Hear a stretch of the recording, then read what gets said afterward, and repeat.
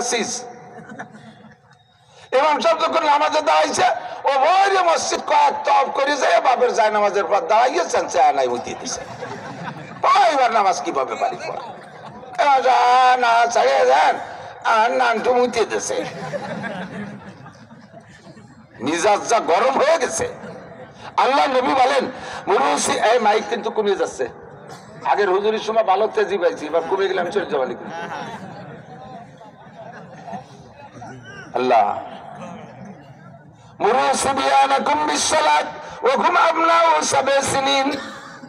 আল্লাহর নবী বলেন তোমাদের বাচ্চাদের বয়স যখন 7 কয় বছর ওই সময় তাদেরকে নামাজের প্রশিক্ষণ দাও, নামাজের ট্রেনিং করাও।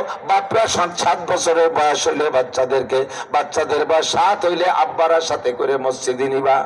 মারা বাচ্চাদের বয়স 7 হইলে মেয়েদেরকে পাশে যাই নামাজ দিয়া তোমার সাথে নামাজের প্র্যাকটিস করাইবা। 7 থেকে বোঝা যায় 7 আগে তার বুদ্ধি আসে না। 7 আগে মসজিদে নিলে মসজিদের ভিতরে দৌড়ায় বেড়ায়, মুসল্লিদের সামনে দিয়ে দৌড়াদৌড়ি করে, মসজিদের মধ্যে পেশাব করে দিতে পারে, কথাবার্তা কয়, ফুটপাট করে।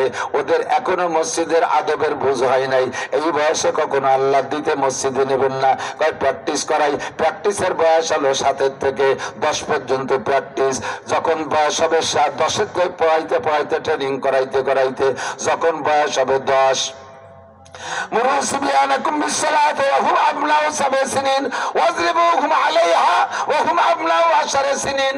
7 থেকে প্র্যাকটিস করাইতে 10 পর্যন্ত যখন যাবে, 10 পরে 10 বছর পড়ার পরে যদি একদিন বেশি হয়ে যায় আর ওই একদিন যদি বাচ্চাটা নামাজ না পড়ে, আল্লাহ নবী কয় ওয়াজরিবুহুম আলাইহা, নামাজের কারণে তাকে একটা পিটান দাও।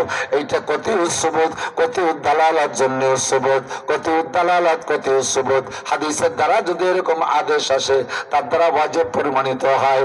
আল্লাহ নবী বলেন 10 বছর পুরার পরে যদি একটা দিন বেশি হয়ে যায় আর একদিনে যদি বাচ্চা নামাজ না পড়ে, ছেলে হোক আর মেয়ে হোক, তাকে একটা পিটান দেওয়া আব্বা মার জন্য ওয়াজিব।